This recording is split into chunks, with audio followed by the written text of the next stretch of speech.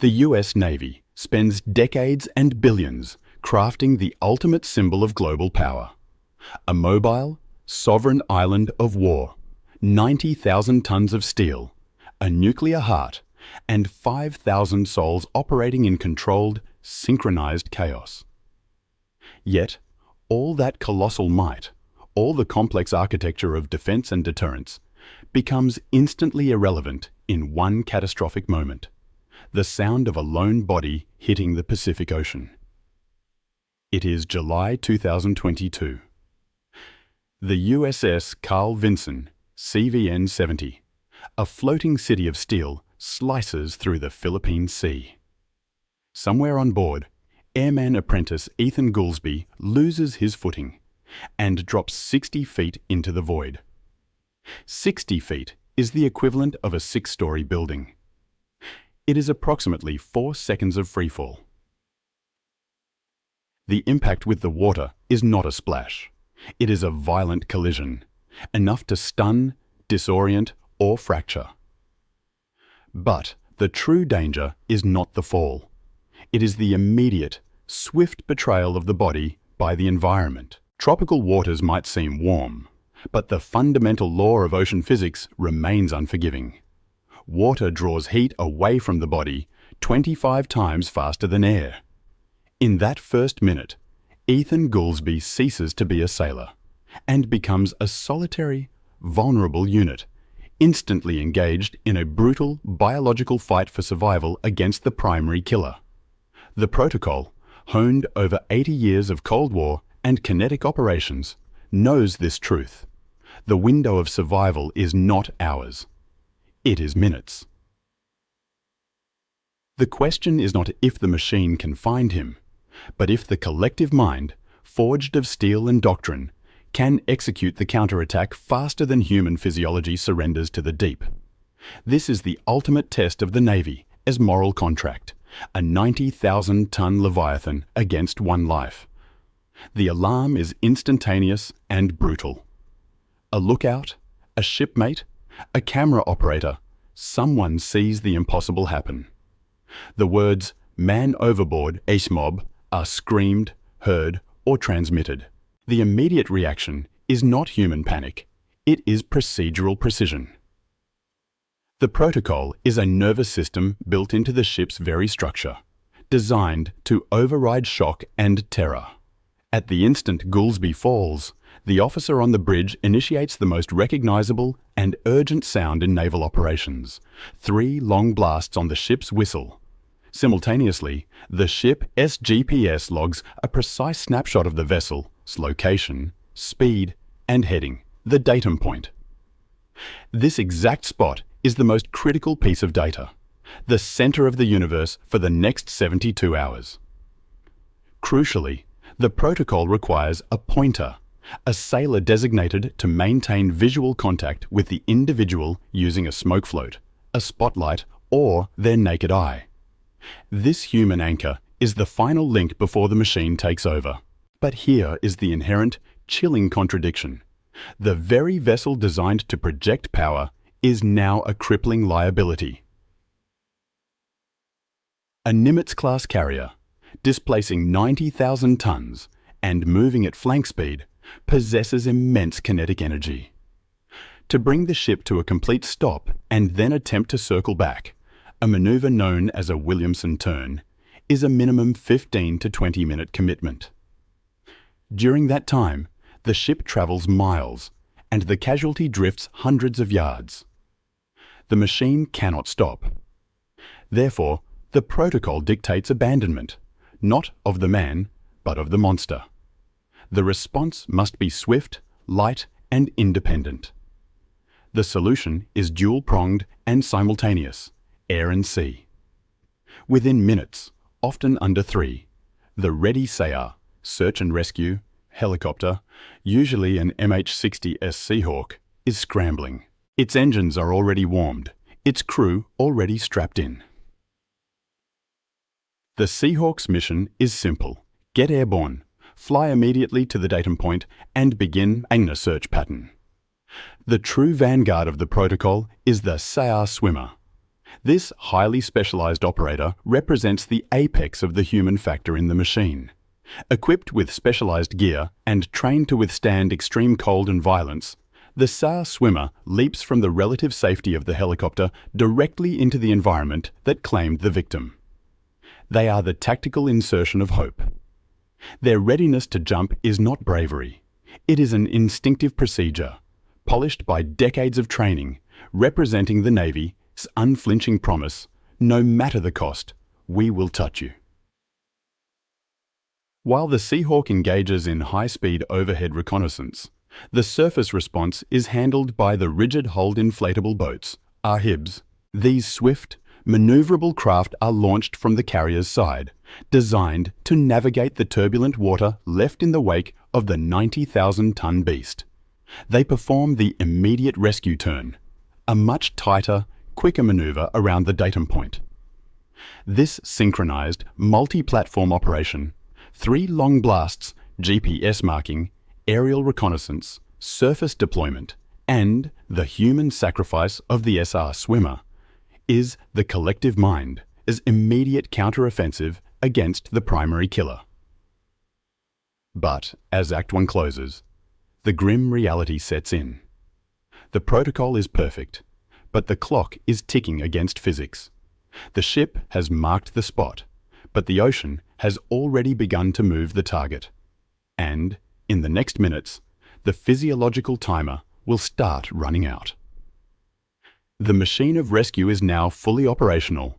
The MH-60S is orbiting, the RHIBs are cutting through the carrier's vast wake, and the datum point is established. But on the surface, away from the structured discipline of the fleet, Ethan Goolsbee is locked in a battle with the true enemy, the clock dictated by human biology. This is the ultimate confrontation of perfection versus statistical cruelty. In the seconds following immersion, Goolsbee experiences the cold shock reflex. This is the body's instantaneous, violent response to sudden thermal change, regardless of the overall water temperature. The blood vessels constrict, and the heart rate races. Most critically, the victim experiences involuntary, uncontrollable hyperventilation, a massive gasp for air. If the head is submerged even briefly, that involuntary gasp draws water into the lungs. In the early moments, this physiological betrayal is the fastest route to drowning. The cold water strips away warmth with such efficiency that the body prioritizes survival functions, draining blood flow from the limbs. The Navy quantifies this cruel arithmetic with the 1-10-1 rule. 1 minute. The time available for controlled breathing and overcoming the initial cold shock. If the victim can maintain their airway and fight panic for 60 seconds, they survive the first, most dangerous phase. 2. 10 minutes. The time of useful movement. Beyond this, the limbs, hands, arms, legs, lose sufficient motor control due to neuromuscular cooling. Swimming, attempting to climb onto debris, or even grasping a rescue line becomes impossible. 3. 1 hour. The time until irreversible unconsciousness due to severe hypothermia. This is the survival window that is rapidly slamming shut. For Ethan Goolsbee, the 10 minutes of useful movement are the only time the protocol truly has to succeed. Beyond that, even if found, extraction becomes exponentially more difficult. The geometry of catastrophe, the drift. Finding a human being in the open ocean is mathematically searching for a single fly on a vast turbulent mirror. The datum point is the starting line, but the target is constantly in motion. Oceanographers, tasked with supporting SAR operations, must instantly calculate the search grid. This grid accounts for 3 critical factors of drift. 1. Surface current, the movement of the water itself. 2. Windage, the effect of surface winds pushing the object, the person, across the water. 3. Leeway, the drag coefficient of the casualty in the water. These variables mean that the target is never where the carrier dropped the smoke float. They are moving along a vector that must be modeled by sophisticated algorithms, often utilizing systems like SARMAP or SAROPS, which calculate probability of containment. The longer the delay, the larger the required search area grows, not linearly, but geometrically. A small delay turns a simple circle into a vast, unmanageable sector of thousands of square miles. The machine's perfection in launching the initial assets must be matched by its precision in predicting chaos. As the initial 60 minutes pass, and the MH-60S fails to locate Goolsby, the collective mind initiates a massive escalation.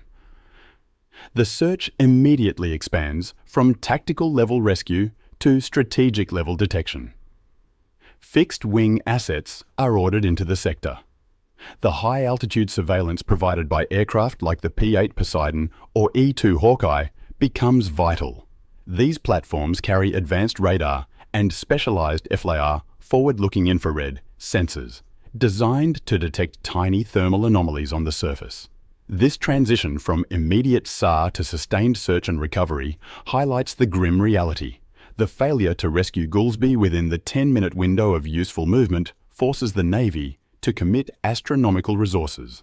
The ocean has won the first round, transforming the target from a mobile sailor into a passive, drifting object.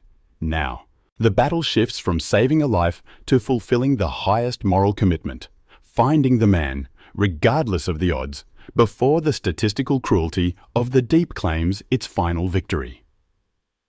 The cost of fuel, personnel hours, and mission interruption becomes irrelevant. The only measure is the distance between the last known GPS coordinate and the ultimate success of the protocol. The massive escalation, P-8 Poseidons flying hundreds of miles, multi-day coordination, and the continuous circling of the Carl Vinson is not an arbitrary expenditure of resources. It is the direct result of painful lessons written in the indelible ink of past tragedy. Every procedure enacted today is the scar tissue from yesterday's failures. To understand the ferocious urgency and depth of the modern MOBI protocol, one must contrast it with the maritime chaos of the past. During World War II, a sailor overboard, particularly in combat zones, was often a death sentence dictated by strategic necessity. Ships could not stop. Rescue resources were minimal. Consider the aftermath of the USS Indianapolis sinking in 1945. Hundreds of men survived the torpedo attack, only to face days of brutal exposure, dehydration, and shark attacks. The failure then was not merely operational, it was systemic, a failure of communication, detection, and the philosophy of accountability. Many survivors were found by sheer chance. These historical precedents formed the bedrock of the modern Navy's doctrine. The modern protocol is designed to counteract the three historical killers: lack of immediate detection, insufficient resources, and failure of perseverance. The evolution of SAR is the story of how the machine learned to defeat the geometric expansion of the search grid. In decades past, the datum point and drift calculations were manual, imprecise, and subject to human error. Today, the Navy employs systems like SAROPS, Search and Rescue Optimal Planning System.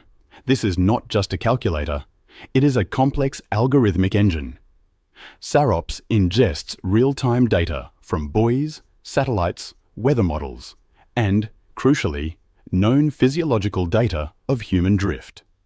It allows the command center to generate a precise 18 KD AP, constantly recalculating the most likely position of Goolsby, based on his last known actions and the local currents. The search is no longer a random sweep, it is a mathematically optimized hunt. Modern sailors are equipped with devices designed to turn the odds. Orog, PLBE Perb. Personal locator beacons, small, individual radio beacons that can transmit a distress signal and GPS location to satellites. Strobe lights and whistles, standard issue items designed to increase visibility and audibility. Survival suits. When operational environment dictates, designed to extend the 1-hour hypothermia window significantly. The tragedy of cases like Ethan Goolsbee highlights the painful truth. These systems are often only effective if the sailor is conscious, capable of activating them, or if the initial fall did not incapacitate them. If the impact of the 60-foot drop or the immediate cold shock renders the victim unconscious, all the billions spent on beacon technology become useless. The search reverts to the primordial level, a visual hunt for a small, dark object in a vast blue void. The prolonged search for Goolsbee, conducted across thousands of square miles in the Philippine Sea, involved the commitment of not only the Carl Vinson's Air Wing, but also the broader US 7th Fleet assets and potential regional partners. A multinational response confirming the binding nature of the moral contract. The technological sophistication and the vast mobilization were indisputable. The collective mind operated flawlessly, executing the protocol with speed and precision. But the primary killer, the unpredictable, turbulent ocean, and the rapid physiological collapse, had been given a critical head start. In this race, resources and dedication can only extend the game. They cannot rewrite the rules of physics. The sustained search for airman apprentice Ethan Goolsbee continued for 3 agonizing days, covering over 6,000 square nautical miles, an area larger than the state of Connecticut. Every protocol was followed. The MH-60S flew until fuel demanded a return. The P-8 Poseidon continuously mapped the probability area, and the analysts on the bridge adjusted the SAROPS model with every shifting current. This sustained, relentless effort is the climax of the protocol. It is the moment when the machine, having failed in its primary objective, immediate rescue within the 10-minute window, transitions to its secondary and, perhaps more profound, objective confirmation of the moral contract. When, after 72 hours, the search is called off, the failure is not attributed to a lack of effort or a procedural flaw. It is a surrender to the overwhelming forces of physics and chance. The statistics are grim, and they serve as the ultimate reminder of the primary killer's lethality. Studies indicate that the rate of fatalities when a sailor falls from the flight deck of an aircraft carrier remains tragically high, near 46.3%. Even the most technologically advanced nation on Earth, commanding the most powerful fleet in history, cannot engineer away the fundamental dangers of the high seas. In the case of Ethan Goolsbee, the combination of factors, the initial high-fall trauma, the cold shock reflex, and the swift, complex drift patterns overwhelmed the swiftness of the response. The 90,000-ton aircraft carrier, despite its nuclear power and command structure, simply could not bridge the 10-minute gap dictated by human physiology. The machine was flawless in its execution, but the variable it was trying to control, the vulnerability of the human unit, proved too fragile. The final act of calling off the search, the somber announcement made over the ship's public address system, is a moment of necessary defeat. But this defeat does not nullify the effort.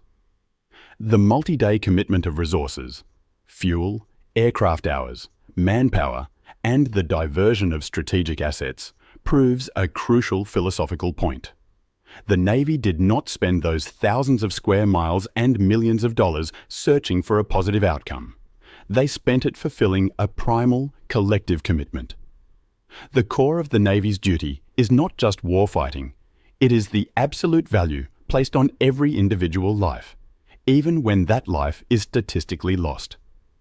The search operation is a ritual, a profound demonstration to the remaining 5,000 sailors aboard the Carl Vinson and the millions serving globally. You are not expendable. When the US Navy launches a $60 million helicopter and a multi-billion-dollar aircraft carrier to search for one lost sailor, they are calculating the true price of the uniform. That price is the guarantee that, even in the face of inevitable loss, the entire apparatus of the fleet will turn, will slow, and will expend every ounce of energy in the attempt. Ethan Goolsby's tragic case closes with a stark conclusion. Technology, FLIR, SAROPS, GPS, has radically expanded the window of possibility. It has turned what was once an immediate loss into a multi-day operation built on hope and precision. But it has not, and perhaps never will, defeat the fundamental law of the ocean. The sea remains the ultimate adversary, the defining boundary between human technology and raw, indifferent nature. The protocol, man overboard, is more than a procedure. It is the fleet's most urgent, most dramatic philosophical statement. When 90,000 tons of steel violently alters course for one vulnerable life, it is not a matter of statistics. It is the definition of duty. It is the uncompromising, costly, and necessary price of the commitment. Nobody gets left behind. The tragedy of Ethan Goolsby is a necessary paradox for the US Navy. The institution is built on the premise of overwhelming technological superiority, yet it is repeatedly confronted by the humbling reality of human fragility and the chaos of the ocean. When the search ends, the focus shifts from tactics and probability to philosophy and moral debt. In the immediate aftermath of the MOB call, the most powerful moment is not the launch of the aircraft, but the descent of the SR swimmer. This individual, plunging from the safety of the MH-60S into the turbulent waters of the Philippine Sea, is the physical embodiment of the Navy's uncompromising commitment. He is trained to face the elements, to counter the victim's panic, and to endure conditions that would kill an ordinary person. The SR swimmer, representing the collective consciousness of the fleet, willingly enters the primary killer's domain. He knows that the success of the rescue hinges entirely on the narrow chance that Goolsby is still within that critical 10-minute window of useful movement. His dive is an act of ultimate faith in the protocol, an acceptance of risk that confirms the covenant. If we ask you to serve, we will risk everything to retrieve you. The continued mobilization of the P-8 Poseidon, the expenditure of time and fuel, becomes, at a certain point, statistically irrational. The probability of survival drops exponentially past the 24-hour mark. Yet, the search continues until the probability of containment reaches near zero. This is the ultimate measure of the price of duty. The cost is not measured in dollars, but in the institutional obligation to try. The entire operation serves as a guarantee to every sailor still on the Carl Vinson's deck. The vast, powerful machinery of the US Navy will not prioritize budget reports or mission timing over your single life. This unyielding search ensures the cohesion and morale of the entire crew. It teaches the young sailors a lesson more potent than any lecture. Their existence is valued above the mission itself. The debt owed to the fallen is paid through the exhaustive effort to find him. The story of Ethan Goolsby serves as a definitive case study in the relentless tension between human vulnerability and technological perfection. The machine. Protocol can deliver a $60 million helicopter to a precise datum point within minutes. It can utilize satellite-linked algorithms to predict drift across thousands of miles. It represents the pinnacle of human organization and counter-chaos strategy. But the chaos reality, the 25x faster heat loss, the 60-foot impact, the involuntary gasp for air, operates on a far more primal, brutal timetable. Ultimately, the Navy's system is designed for failure mitigation, not for guaranteed success. It is designed to extend the window of survival, to reduce the statistical cruelty, but it cannot cancel the primary killer. The uncompromising effort to find Airman Apprentice Ethan Goolsbee, despite the tragic result, is the highest expression of the Navy's moral architecture. It confirms that when a single sailor falls from the heights of a 90,000-ton aircraft carrier, the entire apparatus of war instantly converts its purpose. The ultimate debt is this: the technology may give us the speed to try, but the philosophy of no man left behind gives us the will to never stop trying. That will, that collective commitment against the cold indifference of the ocean, is the true and non-negotiable price of service. Это не конец, это финальная аналитическая точка, вердикт, который подводит итог всей операции и закрепляет философский стержень ВМС. The story of Airman Apprentice, Ethan Goolsbee, is not merely a record of a disaster. It is a critical audit of the operational soul of the United States Navy. We began with the sound of a body hitting the water and the immediate synchronized roar of the machine of rescue. We traced the precise geometry of the search, the furious calculations of the SAROP system, and the desperate flight of the MH-60S, trying to outrun the swift biological timer. What ultimately defines this operation is not its outcome, but its scale. For 72 hours, strategic military objectives were momentarily subservient to a single imperative. Every asset deployed, every minute logged, was a colossal expression of institutional value. The fleet fights a permanent war on two fronts. The first is against strategic adversaries.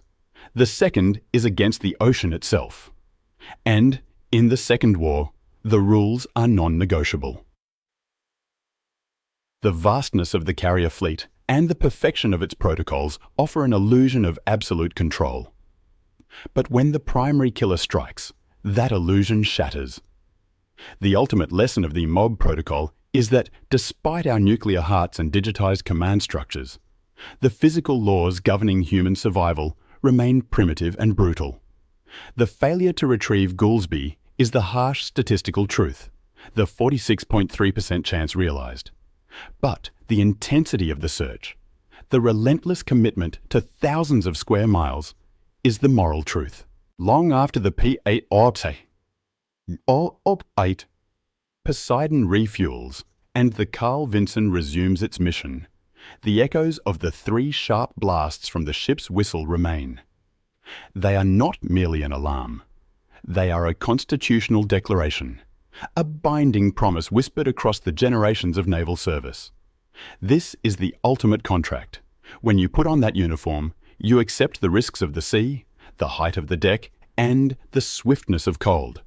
But in return, the entire apparatus, the collective mind, vows that if you fall, the machine will move heaven and earth to reach you.